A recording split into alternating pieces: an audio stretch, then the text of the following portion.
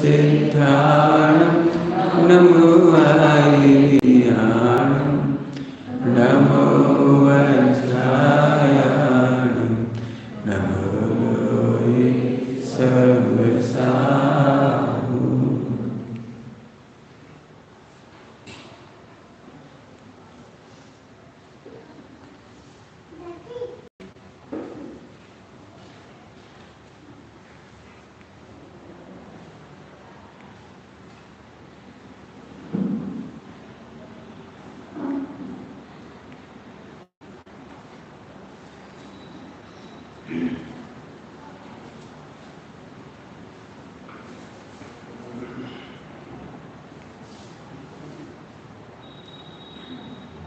उत्तम क्षमा मार्दव राजव भावे सत्य शौच संयम तप त्याग उपाय आकिंचन ब्रह्मचर्य धर्म दस साले चहुगति दुख थे काली मुगति करता।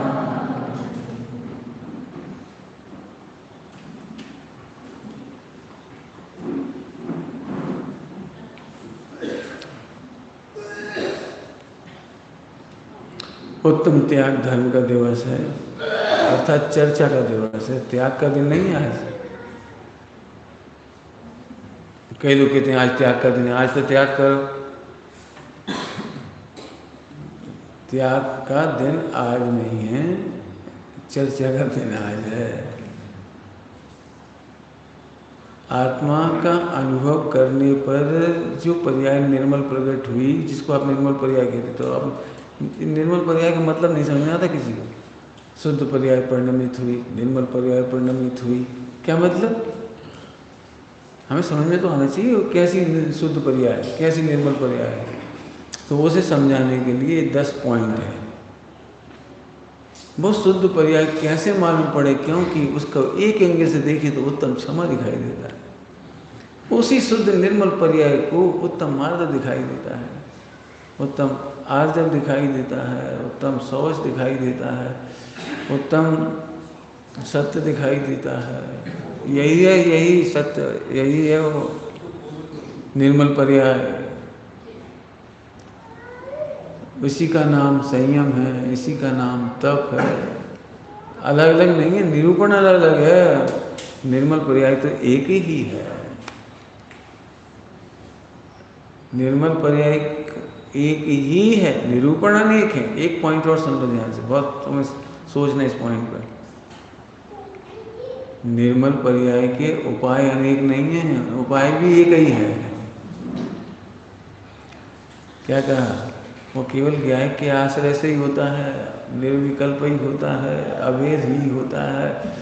जे तुम सोचो ना कि हम व्रत समिति गुप्ती सीख जाएंगे, बाहर तब से कुछ फायदा हो जाएगा, बाहर से नहीं होता फायदा। तो सब लिखा क्यों है? असंख्यात लोक प्रमाण अज्ञान को दूर करने के लिए असंख्यात लोक प्रमाण उपदेश है, लेकिन मार्ग एक है। मोक्ष मार्ग एक ही प्रकार है, निरूपण 2 प्रकार है।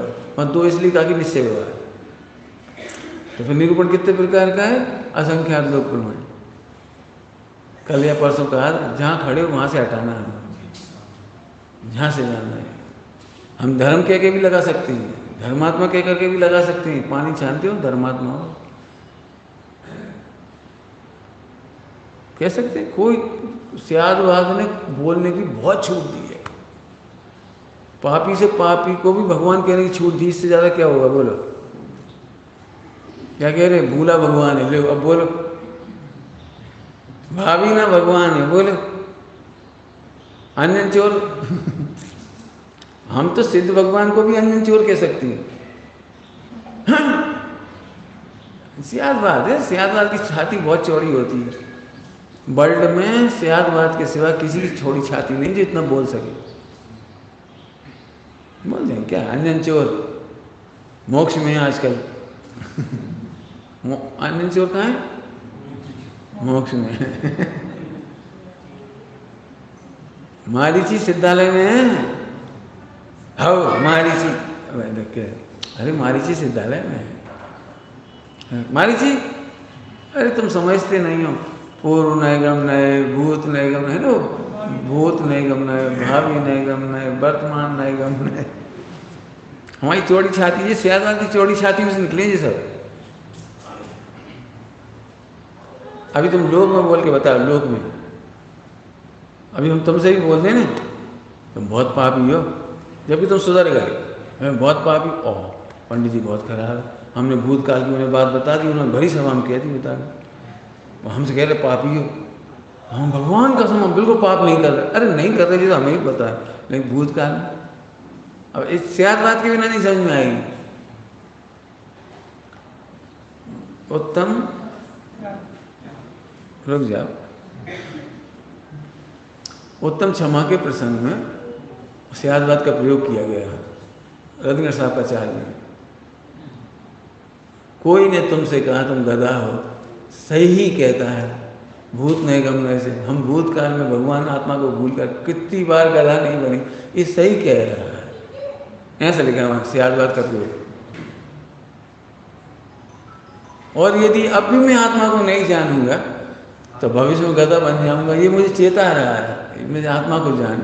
यदि मैं आत्मा को नहीं जानूंगा तो भविष्य में गधा ना बन जाऊं। ओ बहुत बहुत धन्यवाद, आपने हमें याद दिला दिया। अच्छा हुआ तुमने हमें गधा कहकर याद दिला दिया, हमें भविष्य में गधा नहीं बनना है। और हम भूतकाल में गधा बने थे, तुम सही कह रहे हो। सारे विश्व को निर्दोष देखने की विधि है सियादवाद। ये हमसे, अब उसमें और भी लिखी, बहुत गालियाँ लिखी है उसमें, ये पापी कहता है, ऐसा कहता है, वैसा कहता है, बहुत सारे शब्द लिखे हैं उसमें। दिगंबर मोहिराज के प्रसंग में जब 22 परिचय आते हैं, 22 परिचय, तो उसमें भी बहुत सारे शब्द लिखे हैं, अपन तो बोल भी नहीं सके। बहुत सारे शब्द लिखे हैं उसमें 22 परिचय के प्रसंग में। तो अभी उसमें भटकना नहीं चाह रहा, मेरा विषय बड़ा है, तो उधर समझो। उत्तम त्याग माने उस पर्याय का नाम ही त्याग है। यदि त्याग नहीं तो शुद्ध पर्याय नहीं, शुद्ध पर्याय है तो त्याग है, शुद्ध पर्याय नहीं तो त्याग नहीं। अरे सब कैसी बात कर दी, कुछ तो कहो द्रवलिंगी मुनिराज को, इतना छोड़ा है उसने। भैया इसे बाहर ले जाओ, भैया उसे बाहर ही ले जाओ। बच्चे तो बच्चे ही, आराम से प्रेम से, हो वही भगवान है। बच्चे हैं, बच्चे तो बच्चे ही होते हैं।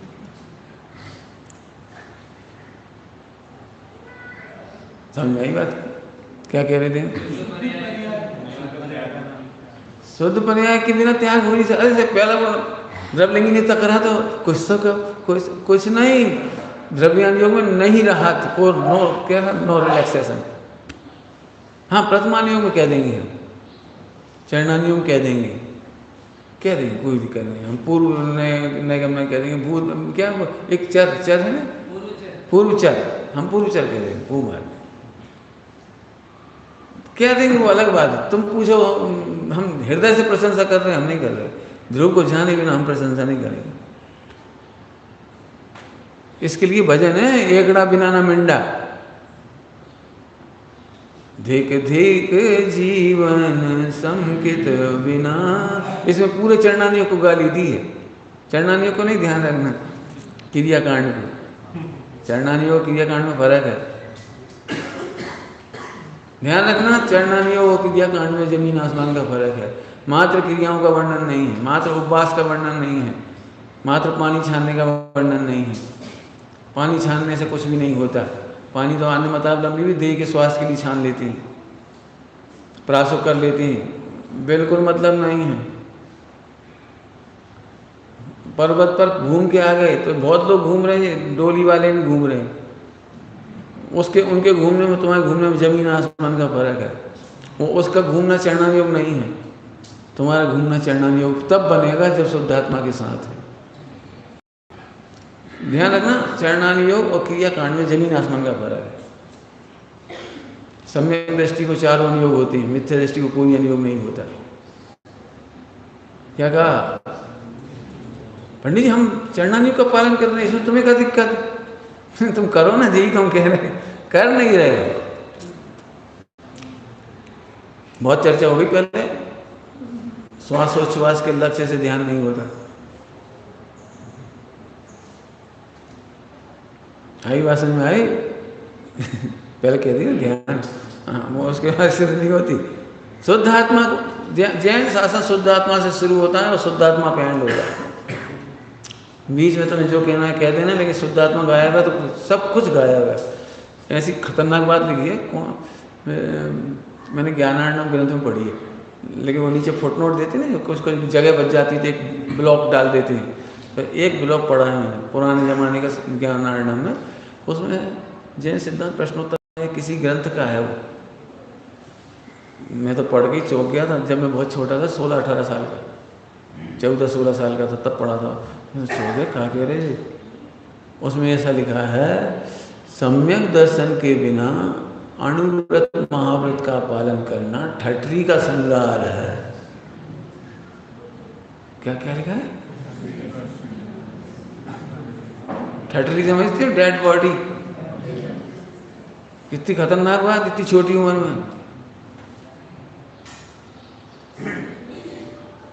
श्रीमद जी ने कितना लिखा, वो सब क्रियाकांड का निषेध है, क्रिया जड़त्व का निषेध है, चरणानुयोग का निषेध नहीं। ध्यान रखना, चरणानुयोग पूज्य है, क्रियाकांड पूज्य नहीं है। चरणानुयोग क्रियाकांड में जमीन आसमान का अंतर है। जो लोग चरणानुयोग को क्रियाकांड समझ लेते हैं उन्हें तकलीफ होती है, ये क्रियाकांड की तो बात ही नहीं करते, क्रियाकांड से कुछ धर्म होता है, लाभ होता है, कुछ तो कहो। अरे हम क्रियाकांड से नहीं कहते, हम चरणानुयोग से कहते हैं। चरणानुयोग एक कथन पद्धति का नाम है और शुद्ध निर्मल पर्याय का वर्णन करती है, और चारों अनुयोग की दिशा ज्ञायक है। यदि चारों अनुयोग में से किसी की भी दिशा ज्ञायक नहीं है तो अनुयोग नहीं है। पढ़ना स्याद्वाद सप्तभंग, सप्तभंग इस पर प्रवचन है बर्णी जी के, मनोहर बर्णी जी के, उसमें पढ़ना प्रवचन। तो वहाँ बहुत प्रश्न किए कि जो आप अस्थि नास्ति कह रहे हो वो तो अनुमत भी कह रहे हैं। आप जाके देख लो, मिल जाएंगे अस्थि नास्ति, नहीं मिलेगा ऐसा नहीं। जो आप सप्तभंग कह रहे हो, ऐसी चर्चा उधर भी मिल जाती है, गीता में भी मिल जाती है। भगवान आत्मा, भगवान तो नहीं मिलता उसमें, लेकिन आत्मा कटता नहीं है, पिटता नहीं है, जलता नहीं है, और ऐसा तुम भजन गाती हो ना, वो उनके यहाँ भी गाए जाते हैं भजन, तो फिर उन्हें भी सही मानो, उतना तो सही मानो। तो वहाँ ये उत्तर लिखा है प्रवचन में, बर्णी जी के प्रवचन में, जो अनेकांत को नहीं जानते वे स्याद्वाद को नहीं पाते। अनेकांत की सिद्धि के बिना स्याद्वाद निरर्थक है, डेड बॉडी है।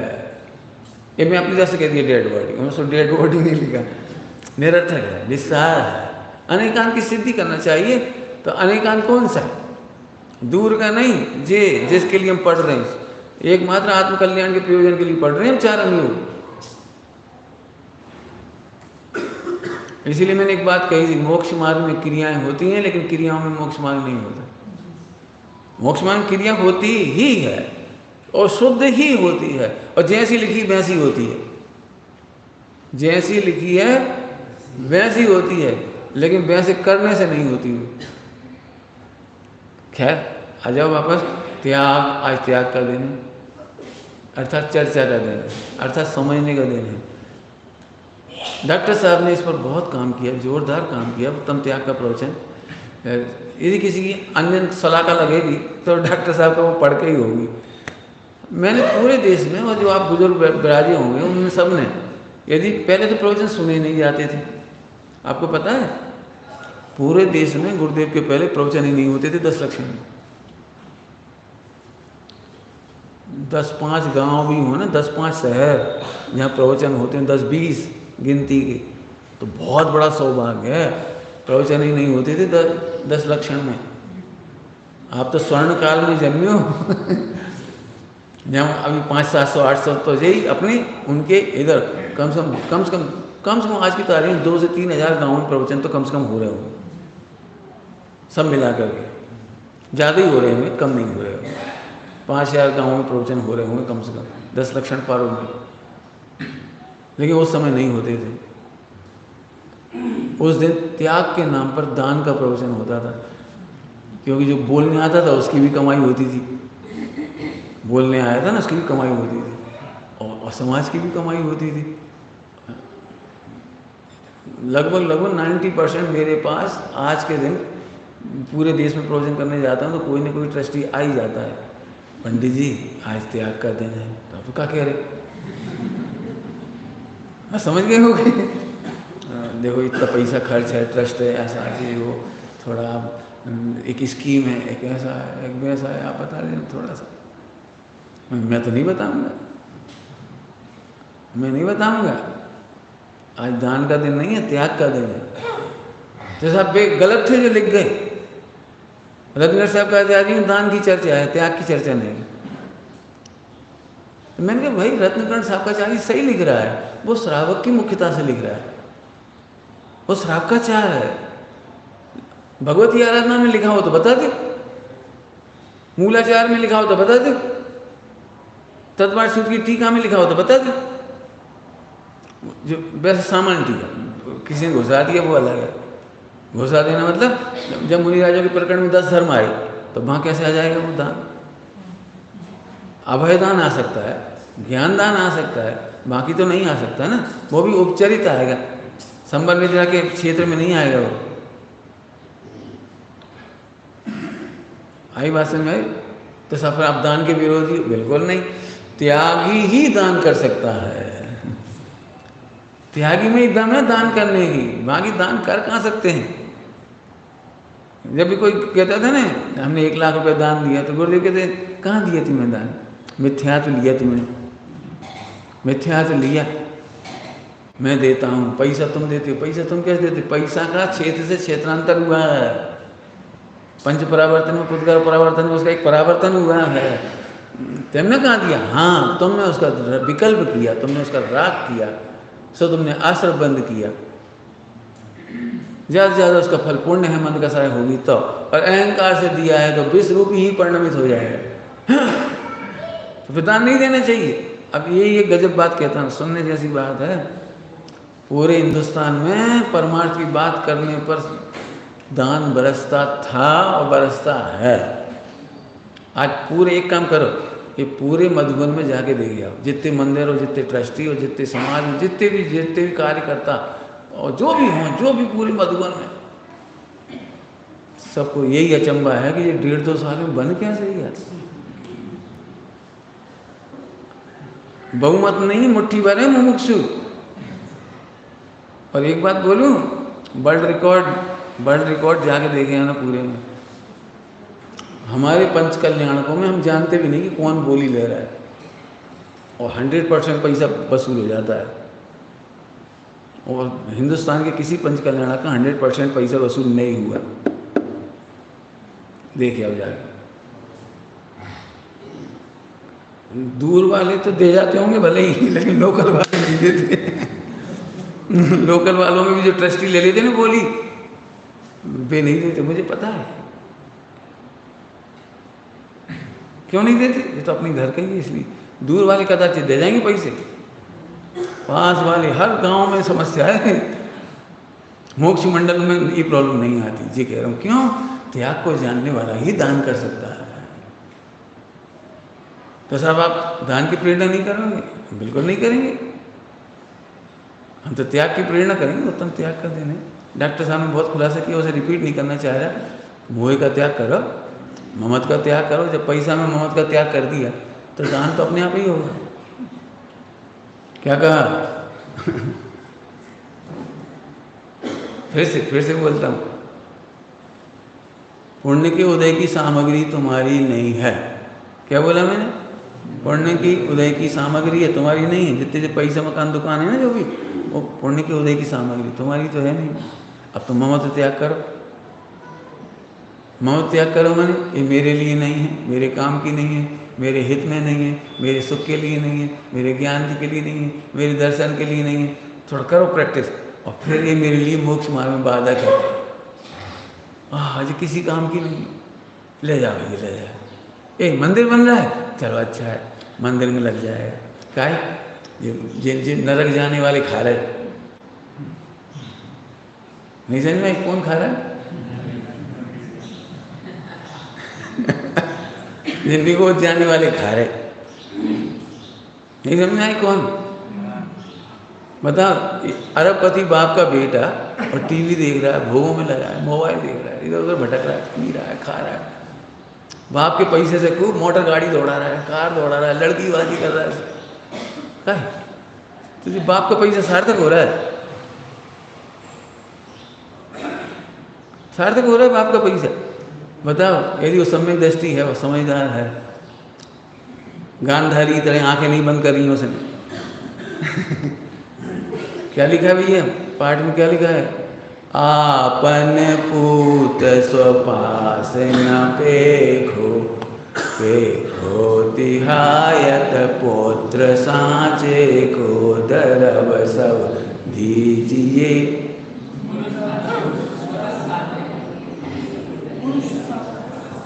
हमने क्या बोला? पुत्र साँचे को दरब सब दीजिए। ये नहीं लिखा पुत्र साँचे को, पुरुष साँचे को। हाँ, जो आत्म पुरुष कहते हैं आत्मज्ञानी को, नपुंसक को, बाकी को नपुंसक लिखा है। लक्षण शैली में लक्षण शैली कहलाती है। जो सम्यक दर्शन नहीं करते, भेद विज्ञान नहीं करते, उन्हें नपुंसक कहा है। चरणानियों की शैली में जो त्याग बैराग नहीं ले सकते, वे नपुंसक है। चरणानियों की शैली में जिनसे रात्रि भोजन तक नहीं छूटता, यही नहीं छूटता है, अरे नपुंसक। चरणानियोग उसको नपुंसक कहा जो त्याग नहीं करते। कर्णानियोग में जो कसा चौकड़ी नहीं जीतते, वे नपुंसक हैं। द्रव्यानियोग में द्रव स्वभाव की दृष्टि नहीं करते, विश्वास नहीं करते, वे नपुंसक हैं। चारों नियोग में नपुंसक की परिभाषा है। समझ में आ रही बात नहीं है? हाँ, पुरुष साँचे को दरब सब दीजिए। अब दान का तो मेरा बहुत बड़ा प्रकरण है, पहले सुना चुका हूँ। बहुत अच्छा प्रवचन, बहुत व्याख्यान में दान के ऊपर, त्याग के ऊपर सब पहले कर चुका हूँ, इसलिए रिपीट नहीं कर रहे हैं उसको। मुझे कुछ और कहना है, वो अभी कहना है। दान का प्लान बनाना चाहिए। 1 घंटे का प्रवचन है दान का प्लान। मेरा पैसा फालतू नहीं है। मैंने अपना जो पैसा कमाया है वो बहुत बहुत गरिष्ठ पैसा है। वो आज तक मैंने उसका 1 पैसे का भी दुरुपयोग नहीं किया, और उस पैसे में से, अपनी कमाई में से, घर वालों को 1 पैसा नहीं दिया। अरे साहब, आप बहुत दुष्ट हो। मेरे लिए तो पुरुष साँचे चाहिए। यदि एक भी बच्चा हिंदुस्तान में है, एक भी बच्ची ब्रह्मचर्य लेना चाहती है, तो मेरी पहली अनुमति ये है, सोच ये है कि नौकरी नहीं करना। 1 पैसा ना हो तो भी नौकरी नहीं करना, उसकी जिम्मेदारी मेरी है। पूरा जीवन रक्षा करेंगे हम तुम्हारी।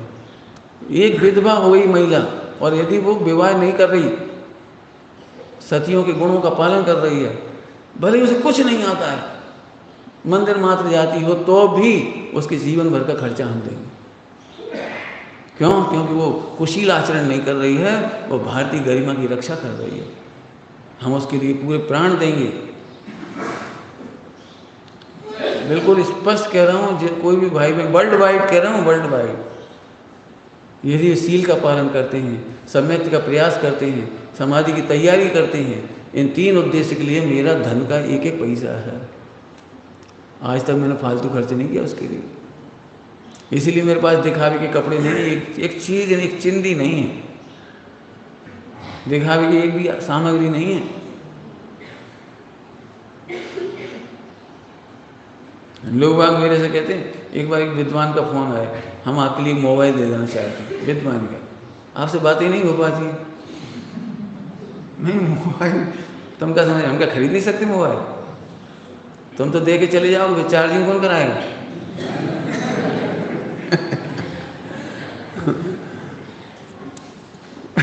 और चार्जिंग भी हो जाएगी, और इंटरनेट से जुड़ी हुई चीज़ें होंगी, परिणाम भ्रष्ट होने में निमित्त बन गए, तो क्या करेंगे हम नहीं चाहिए। रहता कोई ना कोई, फोन तो लग जाते हैं, उसमें क्या है, फोन में क्या रखा है, सूचना मिल जाती है हम क्यों करें? जिंदगी के 4-5 घंटे खराब हम नहीं कर सकते पर डे। समझ में आई बात भैया? बहुत सोचना। तुम्हारी पुरुषार्थ सिद्धि उपाय की 170 नंबर की गाथा पढ़ना, क्या लिखा है उसमें? दान देने जाने लायक वस्तु क्या है? सुन लेना सभी लोग, दान दिए जाने लायक वस्तु क्या है? जिससे ज्ञान वैराग्य की हानि ना हो, ऐसी वस्तु देना चाहिए। मोबाइल कोई दान देने की चीज़ है? पंडित जी एक नया लैपटॉप आया, हम आपको देना चाहते हैं। मुझे एक इतना बड़ा वो कैमरा नहीं था, वीडियो कैमरा बहुत बड़ा वाला पहले चलता था, सो मंगलायतन पंच कल्याण में लंदन वाले आए, वो ले आए। अब हमने बहुत मना किया, हमें नहीं चाहिए, हम क्या करेंगे? जाते जाते गाड़ी में पटक दी उन्होंने। ये नहीं अच्छी आफत है, हमें नहीं चाहिए इतना बड़ा, क्या करेंगे? ना हमें चलाओ सीखने, ना चलवाने, ना बनवाने। नहीं नहीं साहब बहुत उपयोगी है। मैंने हाथ नहीं लगाया उसे, पड़ा रहा गाड़ी में, उतर गया, फिर कहाँ गया हमें नहीं मालूम। तुम्हारी झंझट क्यों संभालने हो? मैं इसलिए ये बात कहता हूँ, खुश करने की कोशिश मत कर। हम ये लिया है दान तो कैसे दिया जाता है और लिया जाता है, इसमें तो पंडित साहब के प्रवचन सुनना। मैं अभी इतना विस्तार करूँगा तो घड़ी में टाइम नहीं लगता। न दीनता पूर्वक लिया गया हो और न अहंकार पूर्वक दिया गया हो। फिर से बोलो, क्या कहा? न दीनता पूर्वक लिया गया। दीनता का प्रवचन करने में मुझे 1 घंटा चाहिए। अभी शब्द है दीनता, 1 घंटा प्रवचन करें तब वो सेठ जी ये दीनता है। इस चीज़ देख कर सेठ जी की याद आना दीनता है। बहुत बढ़िया सेठ जी हैं, दीनता है तुम्हारी। क्यों कहा तुमने बहुत बढ़िया सेठ जी? क्यों कि तुम्हें घड़ी दे दी उन्होंने, क्योंकि उन्होंने तुम्हें कोई चीज़ दे दी। सुनो, दान देना और लेना सीखना हो तो सोनगढ़ से सीखो। बहुत बड़ी बड़ी बातें नहीं है ये। दान गुरुदेव ने कभी किसी सेठ की अपने लिए पैसे लेने के लिए इतनी सी हजूरी नहीं करी। आज तक नहीं कहा इसने इतना पैसा दिया था, इसने हमारे लिए इतना पैसा दिया था, सोनगढ़ ट्रस्ट के लिए इतना पैसा दिया। ऐसा एक शब्द हो ना पूरे 45 साल के प्रवचनों में तो बता देंगे।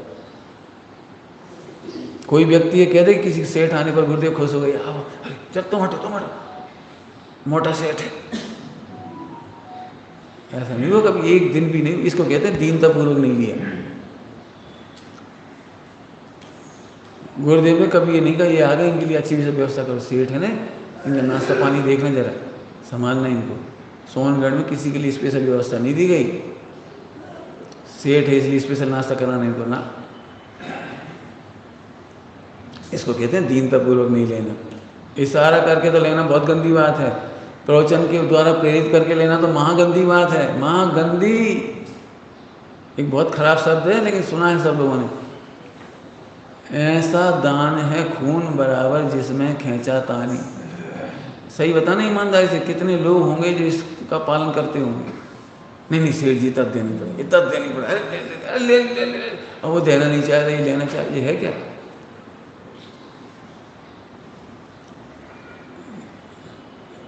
दान के मामले में तो मुझे 2 घटनाएं याद आती हैं, 2 घटनाएं। एक अमायन की घटना याद आती है और एक तुम्हारे जतारा की याद आती है मुझे। जतारा मध्य प्रदेश में, सुना है, देखा नहीं जतारा का मैंने। जतारा में जब भी कोई अभिषेक की बोली लेना चाहता महावीर जयंती पर अथवा ये 10 लक्षण पर्व में, तो उतनी राशि जेब में रख के लाती। बोली ले ली, अपने नाम बोली छूटी तो उसकी रसीद कटवाती और फिर अभिषेक करने के कपड़े पहनती। ये पद्धति मैंने जतारा की सुनी है, देखी नहीं। अमायन की मैंने देखी है। अमायन में बोली लगाने का इतना सुंदर सिस्टम है, इतना सुंदर सिस्टम। अब है कि नहीं मुझे नहीं पता, जब मैंने देखा है उस समय तो था, अभी भी हो सकता है। गांव की एक सुंदर संस्कृति है अमायन की। जब बोलियां लगती हैं 5,000, 7,000, 8,000, 9,000, 21,000, समझ गए? तो अब 21,000 में बोली छूट गई, तो अगली बोली 15,000 से शुरू होती है।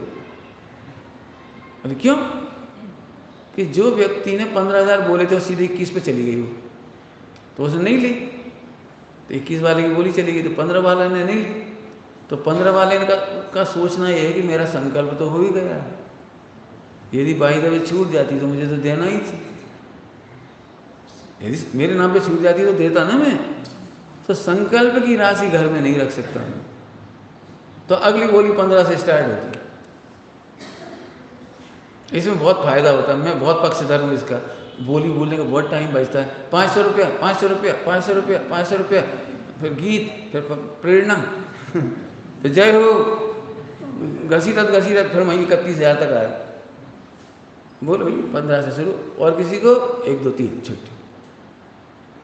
बाबू भाई जी ने जो बोलियां लगाई हिंदुस्तान में, वो लगाने का सिस्टम किसी के पास नहीं है। बहुत कम है, मैंने ऐसे है तो जतीश भाई जी ने उन्हीं से सीखा है, अभिनंदन भाई साहब ने उन्हीं से सीखा है, बात सही है।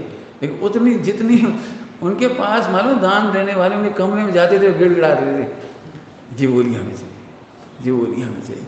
तो तुम कितने तक लेना चाहती हो? ठीक, लिख लिया, उनकी राशि लिख ली, तुम कहाँ तक ले सकते हो लिख ली। बोली करने स्टार्ट हुए, मैं तो देख के तंग रह गया, बोली करना स्टार्ट। हाँ भाई बोलो, घोड़ा ध्वज की बोली कैसे भी है? ध्वज की बोली 5,000 से स्टार्ट हो रही है। 5,000, 8,000, 11,000, 21,000, 1 2 3। ये मैं इतनी जल्दी कैसे हो गया? तो उनके पास पहले से लिखे रखे, कोई को बढ़ाना तो बढ़ा नहीं सकते। छुट्टी गुरुदेव के प्रवचन 1 मिनट आगे पीछे नहीं हुए पंचकल्याण बोली, 2 मिनट से ज़्यादा नहीं लगते थे, 2 मिनट से ज़्यादा पूरी बोली दाड़ दाड़ दाड़ दाड़। इसलिए लोग उनका लाइन लगाते थे, भैया हमारी तो बोली नहीं मिली, हमें तो किसी लाभ नहीं मिला, हमें भी तो मिलने दे। भैया देखो अब जिनवाणी छप रही है उसमें ले सकते तुम्हारे, बता रहे बोल जा। फिर जिनवाणी की बोली ऐसे फटाफट आ जाती, ऐसे नहीं इकट्ठे करने, वो तो लिस्ट सुना देती सीधी सीधी।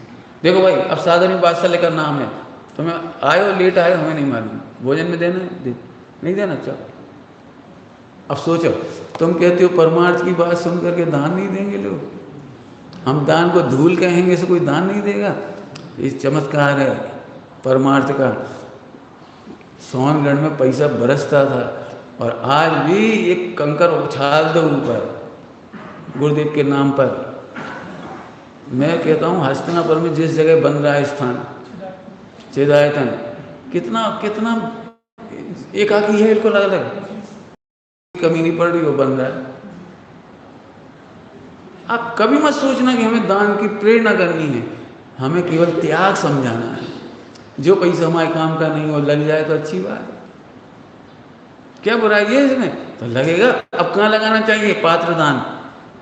भाव दीपिका में 9 तरह के पात्र दान लिखे हैं, उत्तम मध्यम जगन कह करके, बहुत सुंदर है, पढ़ो। हम तो अपने दान, मैं तो दान पे बहुत बोलता हूँ, मैं अभी नहीं बोलूँगा, मैं बहुत बोल चुका हूँ पिछले प्रवचन में, इसलिए मुझे त्याग की चर्चा पे वजन देना थोड़ा सा, मेरा टाइम ना हो जाए, इसलिए त्याग समझो। दान तो क्या कहें, समझ में आ गई बात? तो त्याग समझो। जब परमाणु मात्र मेरा नहीं है, नाणम पच्चक खाणम, क्या बोला? नाणम पच्चक खाणम, ज्ञान ही प्रत्यक्षान। जो हमें अपना भाषित नहीं हुआ, इसका त्याग हो गया। त्याग हो गया, अब एक बार त्याग तो हो गया, लेकिन वेस्टेज तो नहीं करेंगे। ठीक है हमारे काम की नहीं, लेकिन वेस्टेज तो नहीं करेंगे।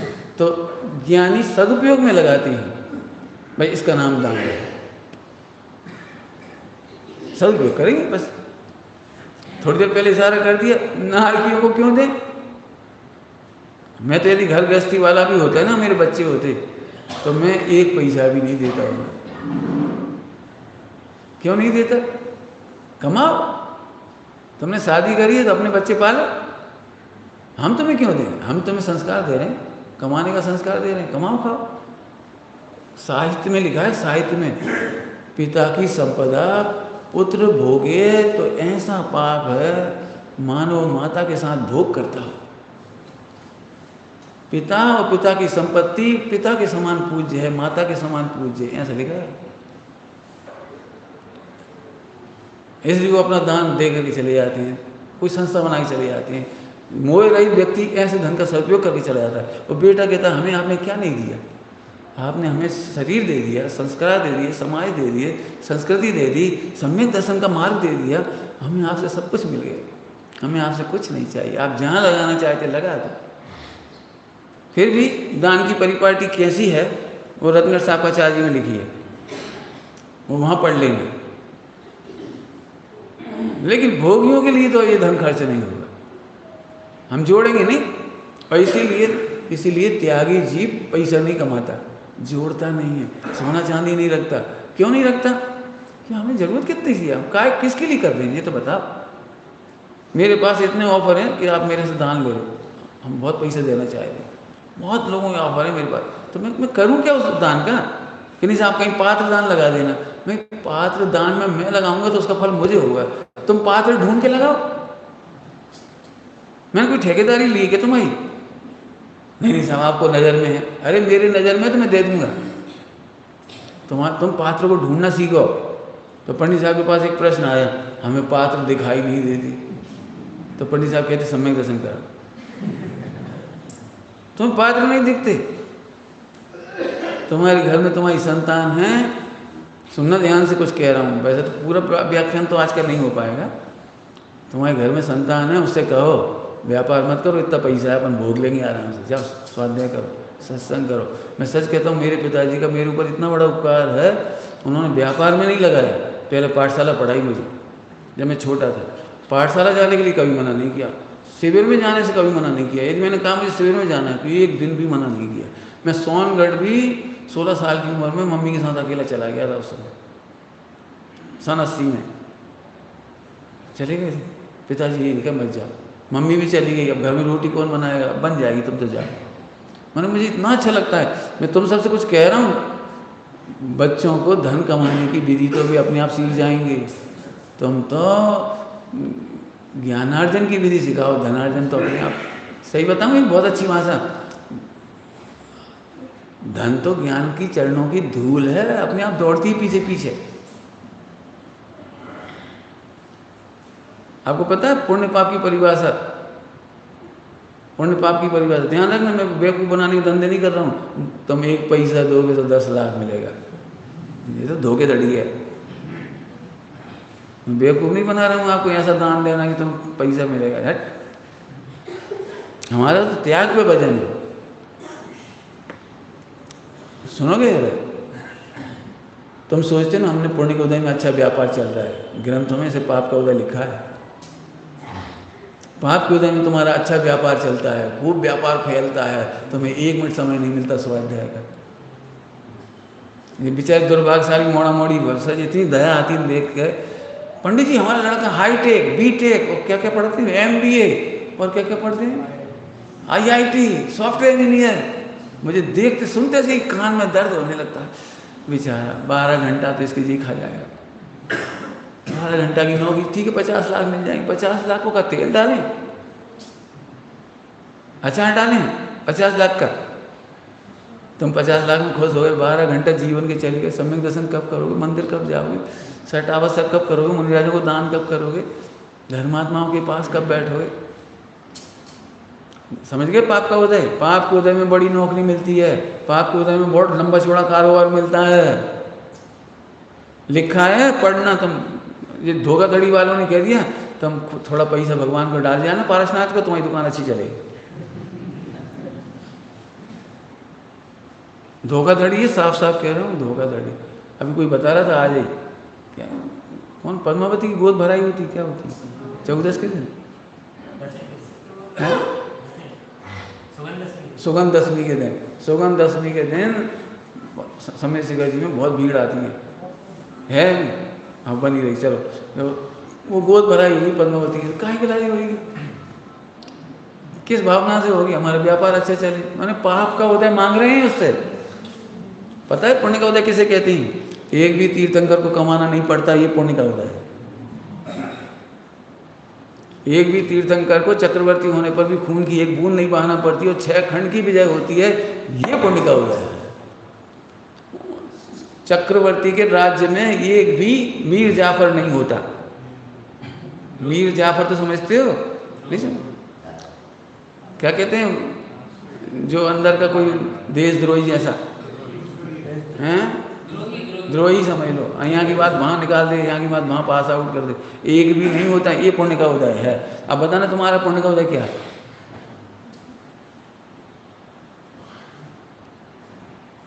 शादी होती है तो यहाँ से पाप के उदय वाली पत्नी मिलती है, सुंदर हो तो भी पाप का उदय, खराब हो तो है ही। बात हो रही। पति भी ऐसे ही मिलता है उसे, दो ही पाप की उदय वाली होती, बेचारी माथा मार मार के कोई आत्महत्या कर लेता, कोई जिंदा रह जाता, तो मरता रहता है। ये पाप के उदय हैं, आप क्या समझ रहे हो? स्त्री पति को कोई बाध्यता नहीं करती, इसका नाम पुण्य का उदय है। तुम आत्मकल्याण करना चाहो करो, सत्संग में रहना है रहो, मंदिर में जाना है जाओ, स्वाध्याय करना है करो। हम तो इतने में कृतार्थ हो गए कि जम्मू स्वामी मिल गए हमें, इसका नाम है पुण्य का उदय। ऐसी पत्नी मिली हमें, जम्मू स्वामी बनने से नहीं रोका, ये इसको कहते हैं पुण्य का उदय।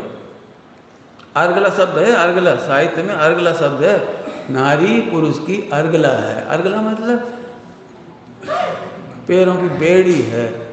तुम चाहते भी हो तो वो नहीं जाने देती हैं, रोने लगेगी, गाने लगेगी, फिर ज़्यादा ही हुए थे, फिर तुमने सारी कहाँ कह रही थी? पहले कह देते हम कहाँ जाएं, हम मर जाएं।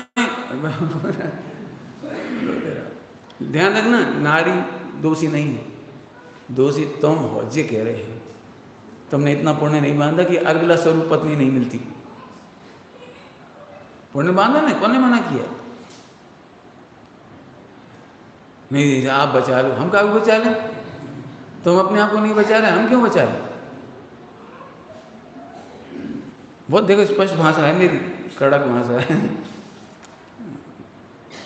बहुत समझो भाई, बहुत समझो। पुण्य इसको कहते हैं, उसको नहीं कहते पुण्य। जो तुमने अभी निकल के आ गए ना व्यापार छोड़ के, ये है तुम्हारा पुण्य का उदय। और व्यापार में लगे रहते, और बढ़ जाता और बढ़ जाता। खुद बोलो पारसनाथ भगवान की जय। डर रहा।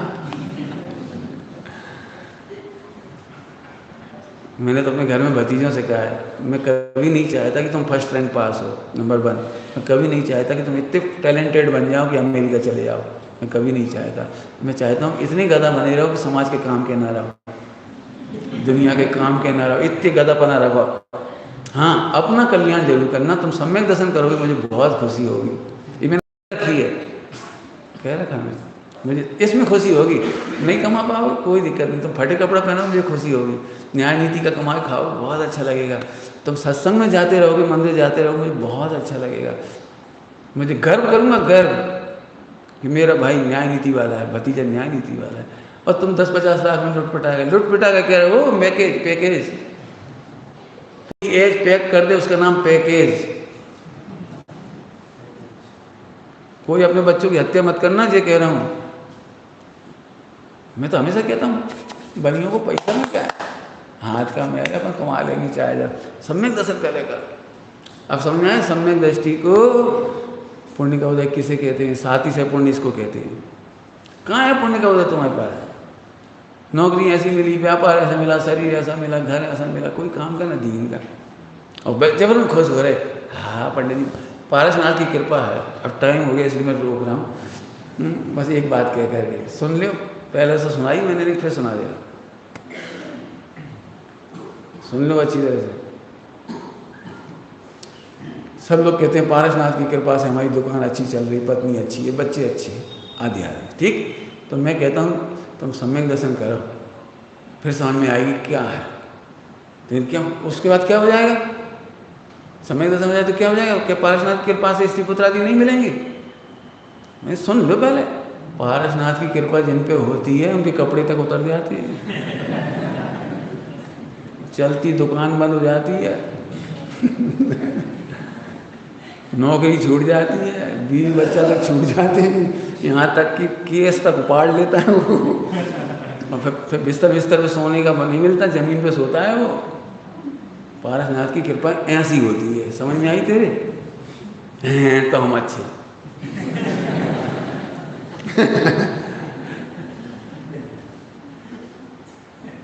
बोलो तुम क्या कृपा समझते हो? पारसनाथ की कृपा क्या है?